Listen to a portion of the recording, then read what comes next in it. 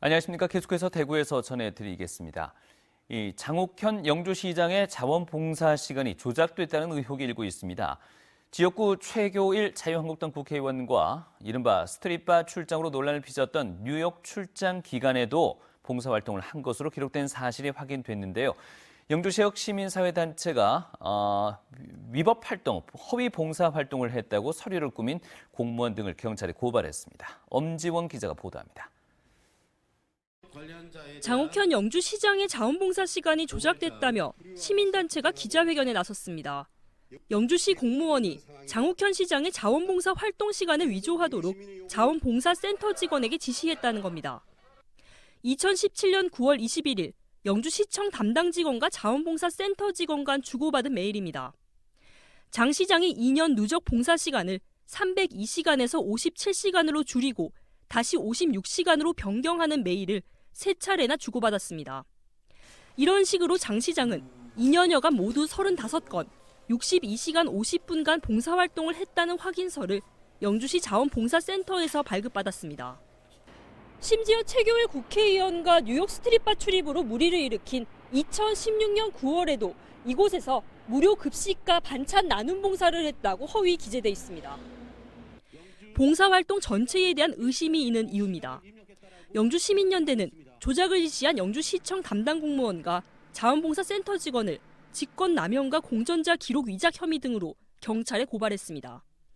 시민의 그 혈세를 받고 있는 공무원이 특정인의 봉사 시간을 조작하기 위해서 아무래도 위에 어떤 지시가 없이는 본인 스스로가 이렇게 일들을 진행했으리라고는 생각하지 않거든요. 그렇다면 장욱현 영주시장은 왜 자원봉사 활동 시간이 필요했을까? 지자체 공무원이 직접 나서서 시장의 자원봉사 시간을 결정하는 데 개입한 것도 매우 이례적이지만 그 시기가 더 미묘합니다. 지난해 6.13 지방선거를 앞두고 장욱현 시장의 재선 도전이 유력했던 상황 때문에 자유한국당 공천을 받기 위한 기초 스펙 만들기가 아니냐는 의혹이 일고 있습니다. 실제로 한국당은 6.13 지방선거 후보자 공천심사 당시 기초자료 20여 개 중 하나로 봉사활동 확인서를 제출하도록 했습니다. 영주시는 위조를 부인하고 있습니다. 지자체 평가에 시장의 봉사활동을 추가해 실적으로 활용하려 했다는 납득하기 힘든 해명을 내놨습니다. 행사나 단순 참여는 봉사 실적으로 인정이 안 되니까 그 삭제를 제가 요구를 했어요. 그런 잘못된 부분에 대해서 지적을 한 거지 저희들이 그거에 대해서 뭐 조작을 해가지고 아무런 얻는 이득이 없지 않습니까? 2018년 1월을 마지막으로 장욱현 시장의 봉사 실적은 전무한 상태. 이번에는 시장님의 공천용 스펙 만들기에 영주시가 나선 것 아니냐는 의혹이 짙습니다. MBC 뉴스 엄지연입니다. 올 시즌 대구를 넘어서 전국적인 주목을 받았던 스포츠계의 자랑이라면 대구FC 그리고 신축 축구 전용구장 DGB 대구은행 파크가 아닐까 싶습니다. K리그 돌풍의 중심으로 자리함과 동시에 한국 스포츠 산업에 새로운 전환점을 보여주며 대구를 축구 도시로 자리 잡게 했는데요. 우리 도시의 놀라운 변화 석원 기자가 정리했습니다. 시즌 첫 홈 경기가 매진될 때만 해도 개장 효과로만 여겨졌던 DGB 대구은행 파크. 대파의 흥행은 전국적인 관심사로 자리 잡았고 대구FC 팬들에겐 가장 큰 자랑이 됐습니다. 1년도 안 될 시간에 잡은 것 같아서 그런 것들이 굉장히 뿌듯하고 여기가 대팍이다. 이거 되게 자랑스럽게 얘기할 수 있어서 기쁩니다. 신축구장 대팍 개장과 함께 대구FC의 승승장구, 승리 행진도 이어졌습니다. 리그 초반 힘겨운 일정에도 젊은 선수들의 활약을 바탕으로 좋은 경기력을 유지하며 팬들을 사로잡았습니다. 아시아 챔피언스도 처음 나가봤지만 또 저희 처음에 성적이 좋았기 때문에 어느덧 축구 도시로 자리 잡은 대구, 그리고 그 중심에 있는 대구FC. 이젠 다음 시즌을 준비하고 있습니다. 내년에는 그 우려하는 시선을 없앨 수 있도록 차근차근 잘 준비해서 1년차보다 더 괜찮은 2년차를 만들고 싶습니다. 대구FC와 함께했던 행복했던 대구의 2019년.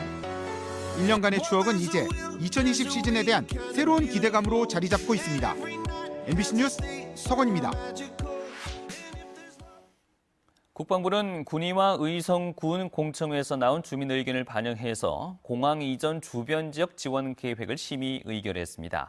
국방부에 따르면 주민 공청회에서 14건의 주민 의견이 나왔는데 이 가운데 교육기관의 방음 대책과 전문 재활치료센터 건립 등 8건은 관계부처와 협의해서 지원 계획에 넣었습니다. 나머지 납골당 건설과 관광벨트 조성 등 6건은 공항 이전 터가 선정된 뒤 해당 지자체와 검토하기로 했습니다.